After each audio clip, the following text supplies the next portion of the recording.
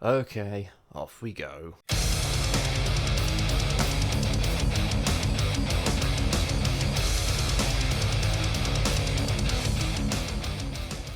Hello, welcome back to Crashing Sounds. My name is Chris, and I'm talking about the new Metallica album, 72 Seasons. Sorry for the delay on getting this one out there. It's been a busy couple of days. I saw Imperial Triumphant at last night in Bristol. It was fucking amazing. Otherwise, I would have recorded this yesterday. So yeah, here I am at last talking about the new Metallica album. So, a context for the band is totally irrelevant here, right? If you know your heavy metal, you know who Metallica are. If you don't know your heavy metal, you probably still have heard of Metallica. But if you don't know your metal, welcome. Hopefully this channel can turn you around onto the greatest genre of music on the planet. Better than this album will, anyway. Of course, Metallica, biggest heavy metal band of all time by quite a large margin. They have dropped their 11th studio album, 72 Seasons. I guess it would be more pertinent at this intro to talk about my history with the band, which I'm sure you'll all find fascinating. I, of course, being at the ripe old age of 27, was not around during the heyday of Metallica, so to speak. That being said, I am one of those Metallica fans that will almost exclusively listen to the first 3 albums. Kill 'Em All, Ride the Lightning, Master of Puppets, 3 of the greatest albums ever made, still to this day. It still blows my mind how young these guys were and able to create music like that. Master of Puppets, the title track, might well be my favourite song of all time. Feel free to drop your comments down below on how actually Dave Mustaine wrote all their best riffs back in the day. I'll read your comments, I promise. And Justice for All is pretty good, a notable drop though from the other 3, for me anyway, and I'm not the biggest fan of the Black Album, I'm not gonna lie. That 1991 performance in Russia of Enter Sandman was the best thing that came out of that album. I'm not gonna do the whole Metallica sold out spiel like many fans like to do. I totally respect bands that feel the need to shake things up a bit and change their style as they go forward. Hell, I love new Opeth as much as old Opeth, so I'm not averse to bands changing their sound or getting mellower with age. However, I've found their post-Puppets albums to be thoroughly mediocre, and Saint Anger, which is just bad. I still have to remind myself that Hardwired came out in 2016. That's 7 goddamn years ago already. It seems like it was only a couple years ago to me. That's a longer gap between Lulu and Hardwired. I'll just let that sink in. I reviewed Hardwired back when Crushing Sounds was a written website, and I remember being very torn on that album, as I think a lot of people were. Essentially, my thoughts were, this is half a great album, and half of it that doesn't need to be there, dragging everything down. Metallica albums have always been on the longer side, to be fair, but on Hardwired, it felt like it really hurt the album. Had it been trimmed down, it could have been heralded as a classic Metallica return to form.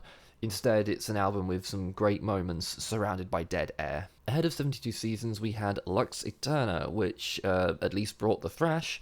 It was very Metallica, basically. It had issues, which we'll get to later, but hey, it was only 3 minutes 21, so I was thinking, maybe they're going to be more restrained this time with the song lengths. We also got the artwork, which was this. Can't decide if I like it or not, but it's a lot better than Hardwired's eldritch horror. Then, of course, the new album is now out, and when I loaded it up for the first time, I saw it was 1 hour and 17 minutes again. The same length as Hardwired. Okay, let's start this marathon.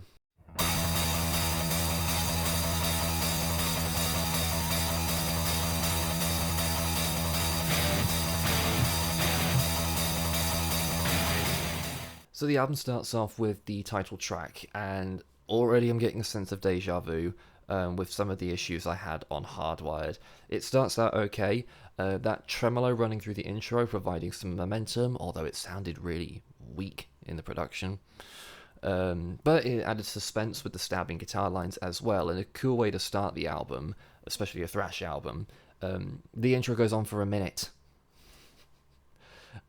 Sure, it boots off after 60 seconds, but then it just dances around the same really samey, rudimentary riffs for another minute before the vocals finally come in. A genuine point of praise, though, for the entire album, before I start ranting, is I think James Hetfield's vocals sound better on this album than they have for a really long time, both performance-wise and production-wise.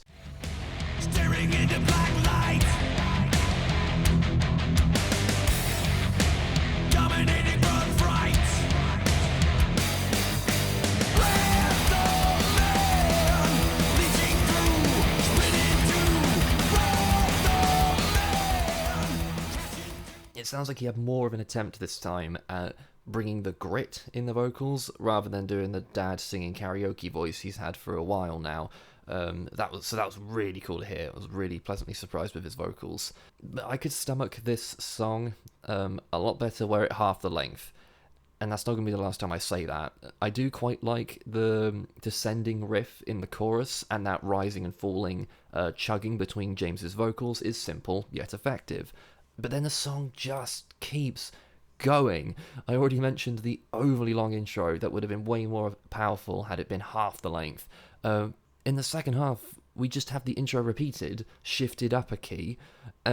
Kirk's solo is actually one of the better solos on the album, not gonna lie. We'll come back to Kirk later on, believe me. But this solo is solid. I always like solos where it will occasionally line back up with the rhythm melody before again soloing back off again. I quite like that effect. But the song could have ended at the end of that solo. In fact, it should have ended at the end of that solo. No need for another verse and chorus after that. Shadows Fall, again, is too long for its own good. That key riff that plays throughout the whole song wears out its welcome in no time flat.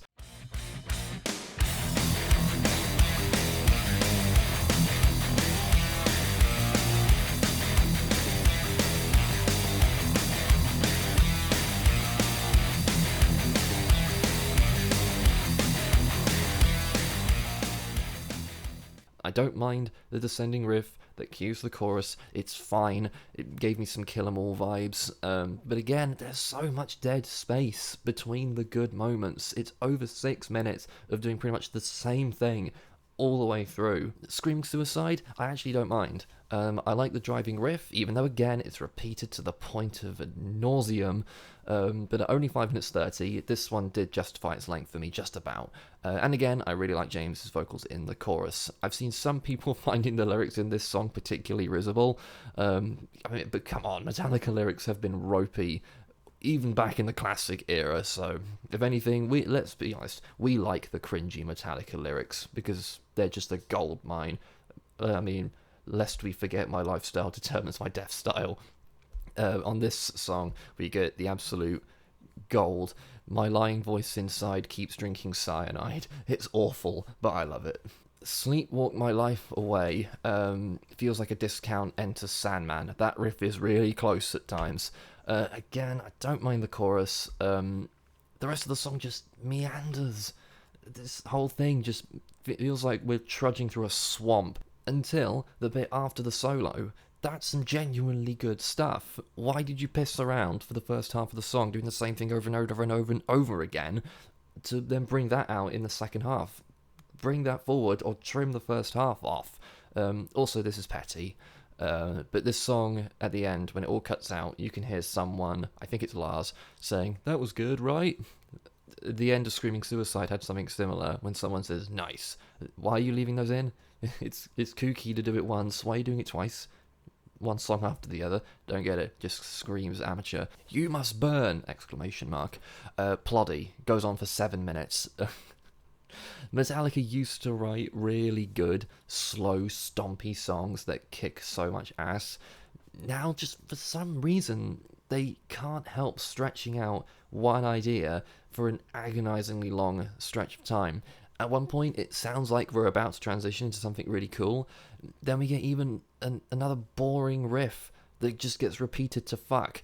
Then a bizarre section that sounds like if you ordered Ghost on Wish.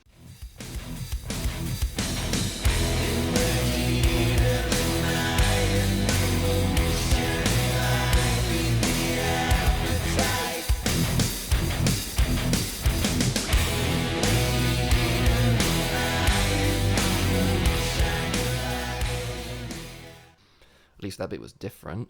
A song like this should have been no longer than 5 minutes maximum. It could have been killer at that length. That's just it, though. It's not like anything up to this point has been straight up bad.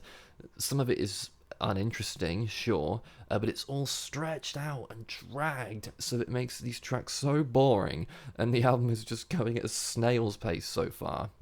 Which is what makes Lux Æterna stand out all the more, because it's under 4 minutes. And I honestly think this song was written way before the rest of the album as like an in-between thing, and they just slapped it onto this album, because it sounds nothing like the rest of this album in any way. It's fast all the way through, it's short, it's sweet, it's to the point. Why weren't there more songs like this on this album? Just why? It's as close to classic Metallica as you're going to get on this album, and given everything we've had up to this point on the album, I desperately needed this shot of caffeine in the middle of this album to keep me going, because my god. I wasn't sold on the chorus the first time I heard this song, but it has grown on me a little bit. There's a cheeky little yeah at the end, so feel free to make all your yeah memes. I can't talk about every single track in depth, but we're going to be here all day. Crown of Barbed Wire put me to sleep. Too plotty, too repetitive, goes nowhere. I guess you could say it was stock. Honestly, the second half of the album feels like I'm listening to just the same fucking thing over and over and over and over again. If Darkness Had a Sun, my god, it's so boring. That intro goes absolutely nowhere. Just listen to how weak those drums are.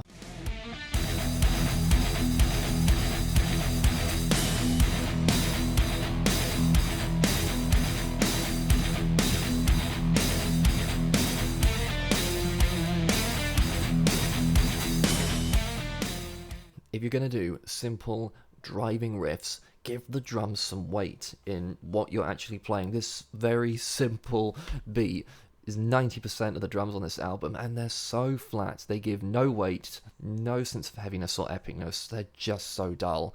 The rest of the song is, of course, repetitive nonsense. Room of Mirrors is okay. It has that air of the classic albums, so that was quite cool. And I like the guitar solo on this one. One of the few. So, okay, fine. I said we'd talk about Kirk. Let's talk about Kirk and these guitar solos. I know there was an article that came out, went semi-viral after the release of Lux Æterna, with Kirk Hammett defending how not good the solo in that song is, claiming that many techniques, such as sweeping, would not be befitting on this album, which is a really weird and specific thing to point out. Sweeping is a technique, it's not like one specific thing. You can sweep and have it be a million different things. Don't get that at all, but whatever. While I very much agree the solo should suit the song in question. Absolutely, I'm definitely down with that, regardless of the genre. But sorry, the guitar solos on this album are fucking awful. They are all so similar to one another. And I think they're improvised. I might have read somewhere that he improvises his guitar solos, and it shows because they sound improvised. However, while I get the idea of improvising a solo so that it's in a great solo in the moment, clearly he shouldn't be doing that, because his repertoire for riffs in solos is not that wide, because they all sound exactly the same. You could lift one solo from one song, put it in another song, it would make no difference. I cannot parcel one from the other, with very few exceptions. They're all so similar to one another. A big part of that is almost all of them, even the good ones, all include at some point that same fast picking run. 72 Seasons does this.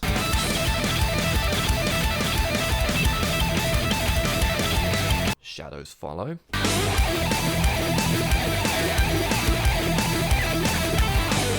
You Must Burn. Lux Æterna. Chasing Light.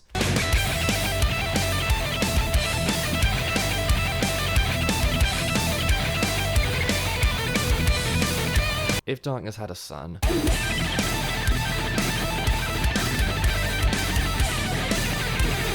Too Far Gone.